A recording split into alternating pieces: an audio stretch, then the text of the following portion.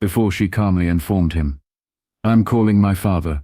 He believed he was simply asserting his dominance over another young black tourist. What was he unaware of? The airline she just boarded is owned by her father. Have you ever arrived at a familiar spot and still felt uncomfortable? After a 4.5-hour trip from Hartsfield-Jackson in Atlanta, Zariah Tillman had just landed at LAX. The stuffy cabin air and repeated talk made her head hurt. Unlike everyone else, she didn't bother hurrying off the plane. When everyone else hurried up, she had learnt to go slowly. The details, the looks, the significance of certain expressions become apparent at that point. After adjusting the strap on her cream leather duffel, she entered the jet bridge and proceeded toward baggage claim, following the line of travelers. During the stopover, Cynthia, her mother, texted, "I'll be in the pickup lane.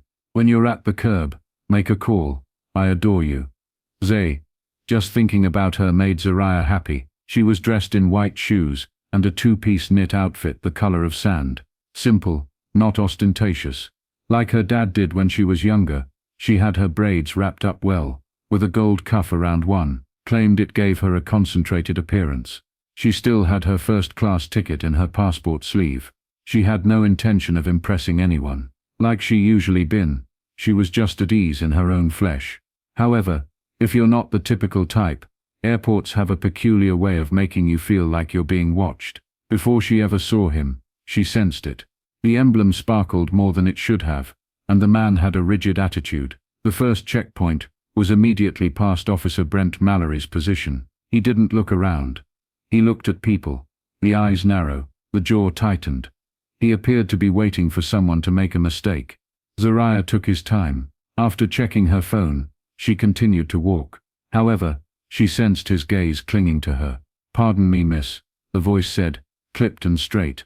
Zariah pivoted. "Yes, will you please come over here?" She blinked.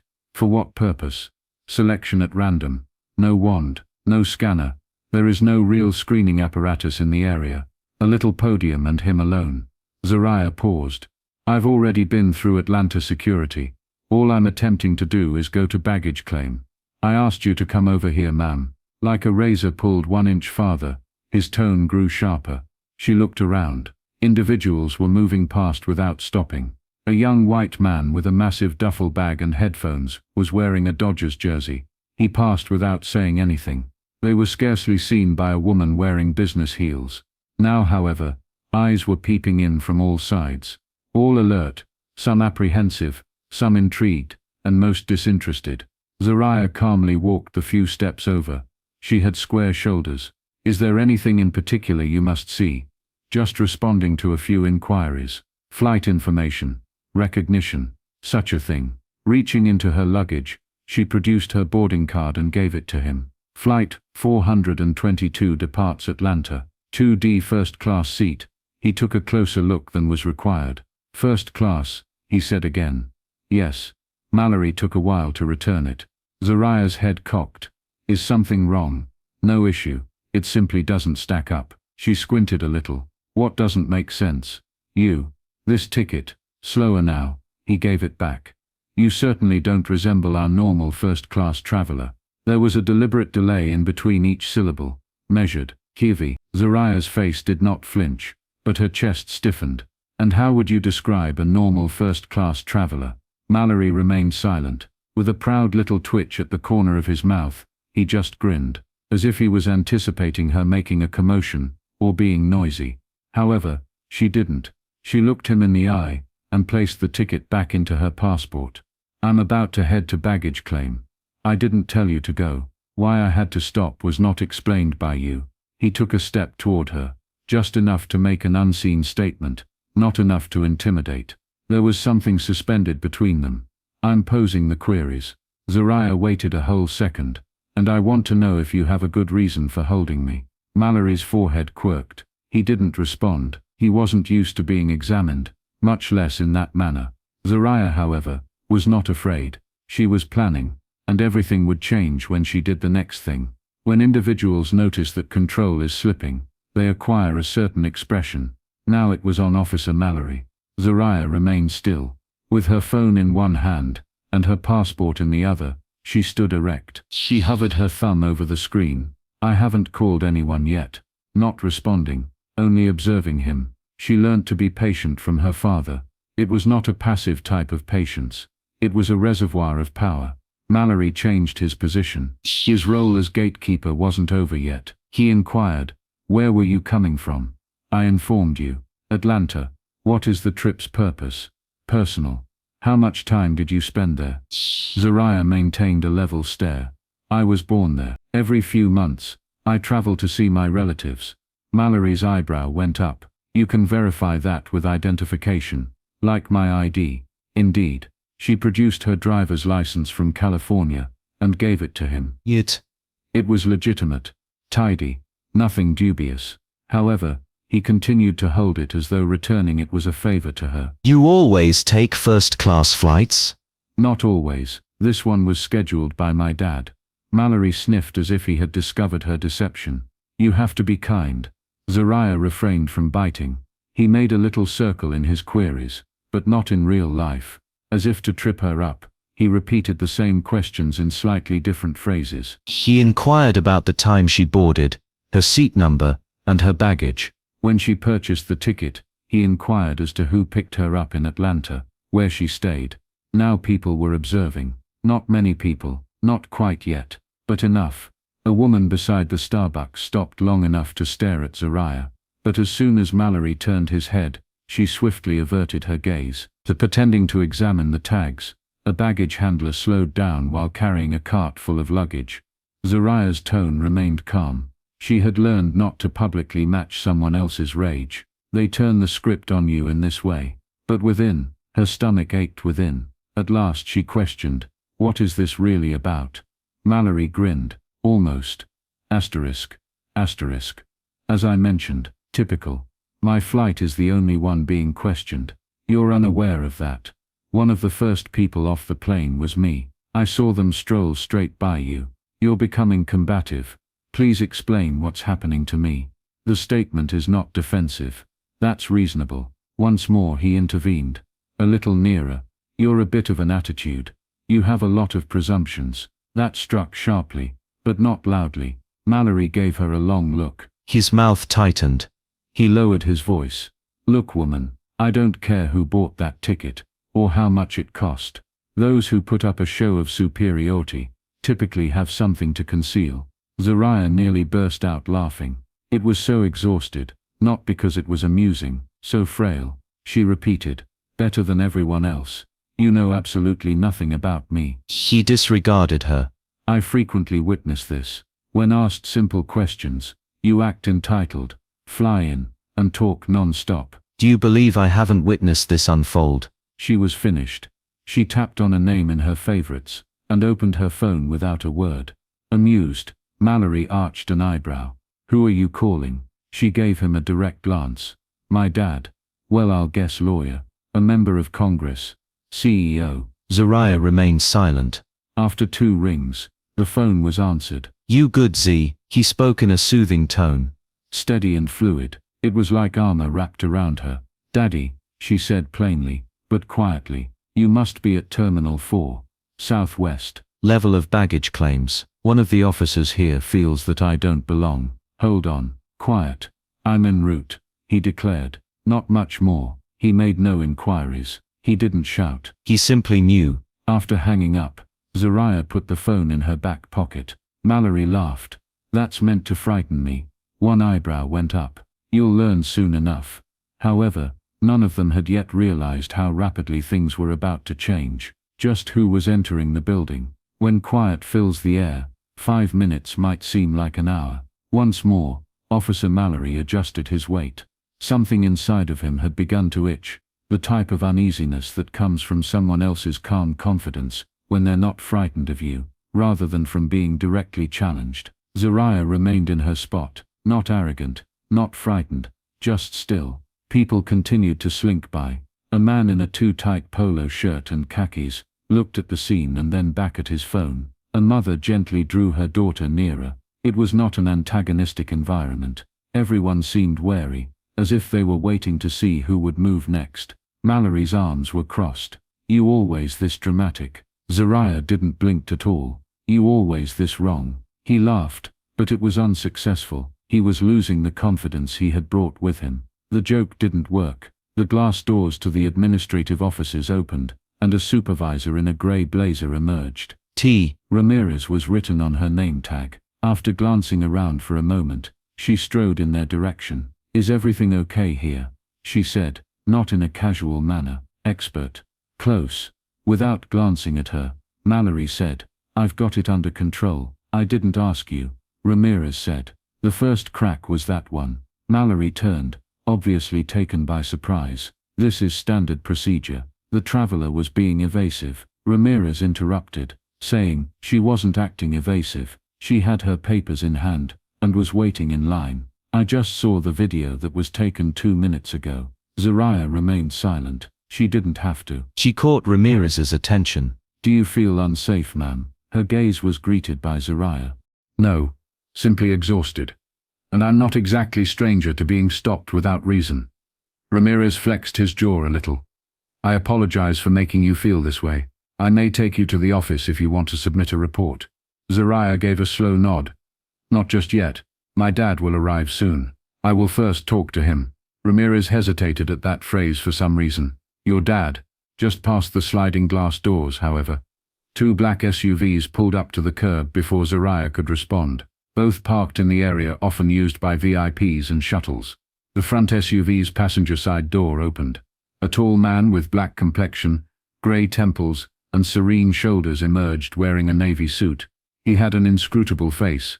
His walk, however, told it all. Every action has a purpose. Not combative, not cocky, just rest assured. A man who has lived his entire life entering unexpected places and emerging transformed. Zariah let out a breath. Mallory's eyes narrowed. Who is that? Ramirez was aware already. She mumbled, That's Reginald Tillman. The Tillman? Reginald? Suddenly unsure of himself, Mallory inquired. Ramirez gave a nod. WestJet Air owner. Additionally, I think one of the terminal's 5 main stakeholders.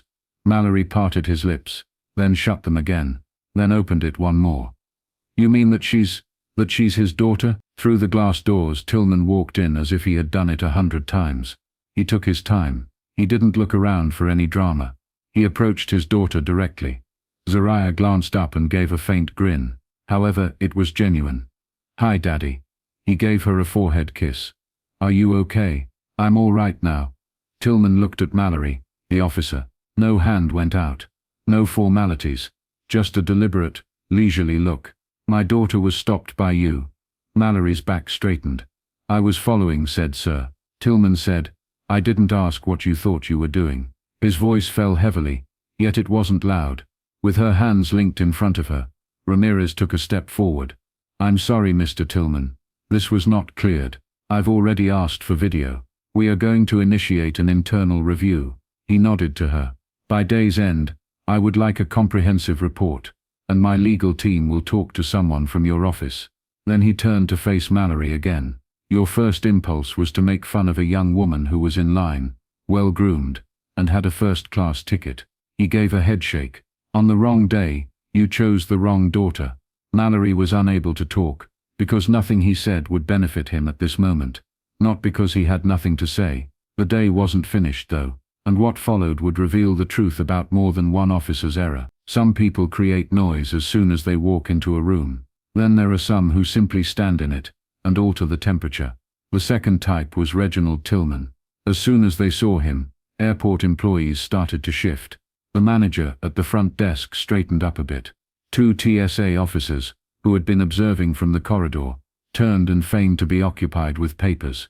In an attempt to keep up with the events that had already begun, even Felix Orton, the captain of the airport police, started acting at a different pace. As her father said, Zariah remained still, even his voice, intentional. He didn't bring it up. He was not required to. Mallory's hands were suddenly behind his back, like a child awaiting a reprimand. He had gone from being arrogant to quiet. Reginald didn't shout, though. That would have been too simple, and too generous. He inclined slightly in Mallory's direction. Tell me, what did you do to determine that she was suspect? Mallory paused. She appeared vague. No. She responded to your inquiries. Of course. Several times. Her name was unfamiliar to me on the manifest. Because the manifest is not read by you. You don't work for an airline. Mallory opened her lips, then shut it again. Reginald didn't appear furious. He appeared disinterested, as if he had already watched the film 100 times, and didn't need to watch it through to the conclusion. When Reginald finally stated, "You weren't doing your job. Because you could, you were showing off your badge. And because you believed that nobody would be interested." The ensuing quiet was the type that permeates every space. Ramirez took a slow move forward. "I've already started recording the incident, Mr. Tillman. The follow-up will be handled by me directly." "I have no doubt that you will," he said. "To be clear though, I didn't come here to apologize." Her face tensed a little. "Comprehensive." Reginald looked across at Zariah. "Has he touched you?" "No." "Was there any threat from him?" "No." "However, he made you feel insignificant." Zariah gave a nod. "That was sufficient." Tillman turned to face Mallory again. "This terminal will never be used by you again. Your badge belongs to your department, regardless of whether you maintain it. Here though, you're finished." Mallory swallowed forcefully, and his throat moved. "Sir, I am not your sir." Captain Orton came up a second later. "I'll take it from here, Mr. Tillman." Reginald didn't even give him a glance. "Be sure to do." Mallory was indicated by Orton. "Come along with me."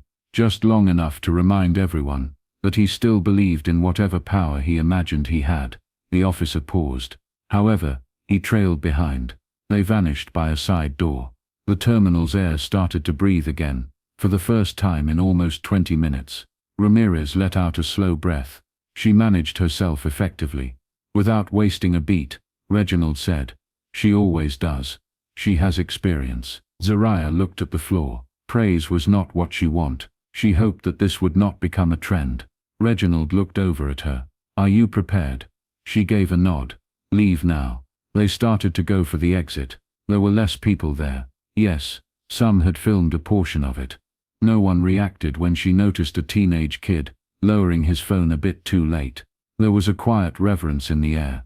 There was silence, measured, as if despite their inability to identify it, everyone were aware that something significant had just occurred.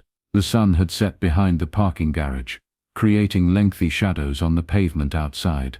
The SUVs were standing by. Reginald extended a hand when the driver opened the door. "Z," he said. "Come stroll with me." Away from the commotion, they continued down the sidewalk after passing the automobile. "As soon as I responded, I realized something was off," he remarked quietly. She remarked, "I kept thinking maybe it would stop. That if I just kept my cool." Calm was never the issue. "I am aware. At your age you handled it better than I would have." Zariah gave a half smile. "That's because I didn't learn how to shout from you. I learned to aim from you." He chuckled softly. "All right. It looks like you made your point." Zariah was unaware at the time, however, that the events that transpired after they got into the car would have a far greater impact on her than the altercation ever could. The rear seat of the SUV was quiet and comfortable. As the world outside kept whirling, there was a little bubble of calm. Leaning back, Zariah saw the terminal behind them shrink as she peered out the tinted glass. It seemed farther away than it was. With his phone in hand, Reginald sat next to her. He wasn't sending texts. His eyes were working quickly, his fingers still as he scanned emails. "What will become of him?" Zariah inquired. Reginald didn't raise his gaze. "Mallory," she gave a nod. "That is contingent upon his department. He might be suspended, reassigned maybe. He will not return to LAX." Zariah let out a breath. "That's it." At last he turned to her. "You desired more." "I'm not sure." She folded her arms. "The way he attempted to embarrass me made me want him to feel ashamed." Slowly, Reginald nodded. "I recognize that. But what they gave us, I'm not here to offer to others, to ensure that they don't do it again. I'm here." Zariah remained silent for a moment. "That isn't fair. That's what managing is." "It's both," he answered. "There are times when the first step in repairing the foundation is cleaning the house." Her jaw tensed, but she didn't protest. Retaliation wasn't the point. Respect was at issue. It was swiftly taken away from her by someone who had no right to question it in the first place. And she detested that. Reginald's phone chimed. As the SUV turned onto Century Boulevard, he replied, "All right, hold on. Have legal get in touch by tomorrow at noon." Again pause. "Indeed. Tonight the statement is released. Tell them to be straightforward, not a single performance." After hanging up, he turned back to face Zariah. "People are already talking about your tale. It was captured on camera." "I assumed," she remarked. "They didn't understand everything, just the tail end. You showing up, me refusing to back down. It will be transformed into something it wasn't." He gave a shrug. "Give them permission. The fact is rather straightforward." In a tiny interrogation room at the airport, Officer Brent Mallory sat rigidly opposite two internal affairs representatives. There was a clock on one wall. He was certain that the mirror on the other was two-way. Above his head was a laminated poster that said, "Accountability builds trust." He spoke very little. The video had done the talking for him. The airline released a succinct, concise and professional statement later that evening. "Any kind of prejudice, discrimination or abuse of power is not acceptable to us. In consultation with airport security leadership, a comprehensive examination of the Zariah Tillman event is underway." Once more, Zariah's phone buzzed.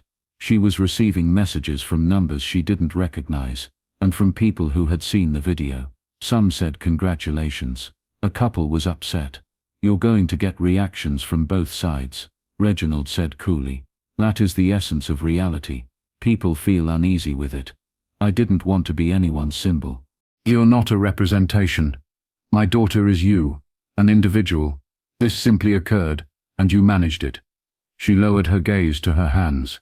"Why does it happen so much?" Reginald took a while to respond.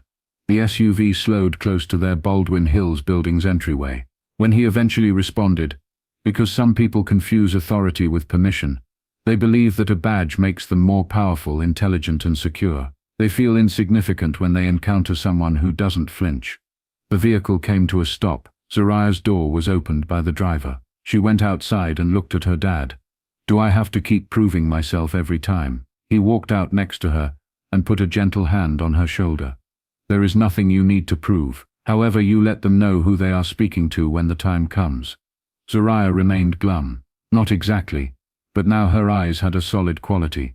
"Then let them talk." Later, however, when a silent post she made surpassed 1 million overnight, the true impact of what had happened, what it meant for her, her identity, and her future, would become apparent. "I felt heavier than normal the next morning. At the breakfast bar, Zariah sat spooning yogurt that she wasn't actually eating. Every few seconds her phone buzzed, and the alerts flashed like fireflies. TikTok stitches, Twitter threads, and direct messages from strangers describing her as gorgeous, bold and sophisticated. Of course some were nasty. They always were. None of it was answered by her. Overnight, the video became viral. A young black lady standing tall and looking down at a uniformed cop at LAX is captured in a scant 90 seconds of shaky phone film. Her refusal to raise her voice. Her refusal to shrink. However, nobody was talking about that section all the time. They were discussing the first time Reginald Tillman entered the building. The power change was slight. The moment Mallory recognized who he was interacting with,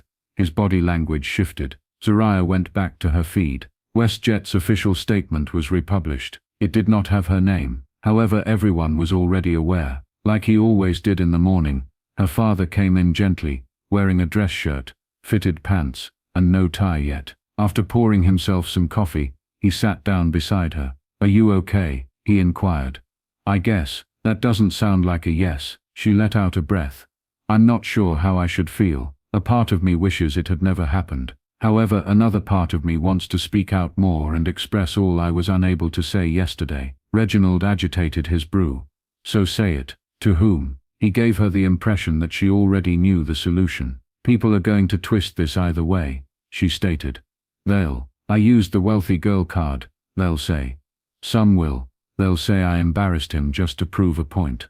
And they'll be wrong." On the counter, she leaned. "However, what good does it do to remain composed all the time? If someone can still stop you, criticize you, and try to position you somewhere they believe you belong, what good is it to bite your tongue, stand erect, and do everything correctly?" Reginald let the quiet to fill him. "I used to think," she added, "that I could outrun it if I was flawless enough. But perhaps they would simply let me live if I dressed well, talked correctly, and had all the answers. He didn't speak out. He was aware that this was not for him, it was for her. However, it didn't matter yesterday. I completed everything correctly, and I remained a menace to him, or a bother, or an error. Reginald gave a nod. His eyes weren't trained to perceive you in your hole, which is why. Only a version he believed he was already familiar with. Zariah took a gulp. So what now? Her father tapped her phone with his hand. They are paying attention to you. Say something that is worth listening to. Zariah opened her laptop while seated at her desk that afternoon. Not for show, not for influence,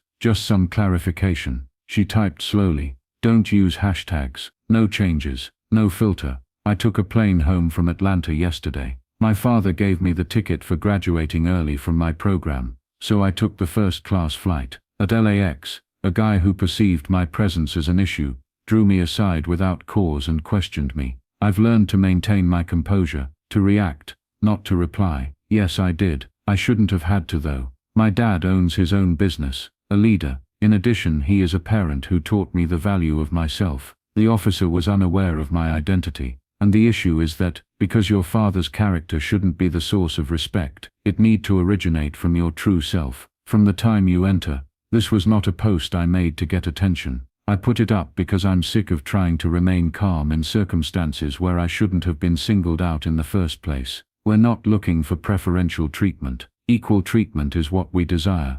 There is no clothing code for dignity. She pressed the publish button, shut off the laptop. No melodramatic music. No fireworks, just the facts. A few minutes later, her father walked by behind her, putting his hand on her shoulder for a moment. He remained silent. He was not required to. However, it would be in the days that followed, when strangers began to reach out with their own experiences, that Zariah would truly realize what this meant for her and others like her. After 3 days, Zariah's email appeared to be overflowing, not from news organizations or brands, though there were plenty of them, but from individuals, actual persons, dozens of emails, voice messages, and hundreds of direct messages that broke in the middle of sentences. Young ladies, older males, flight attendants, nurses, students at college, a former Marine. In various phrases, they are all stating the same thing.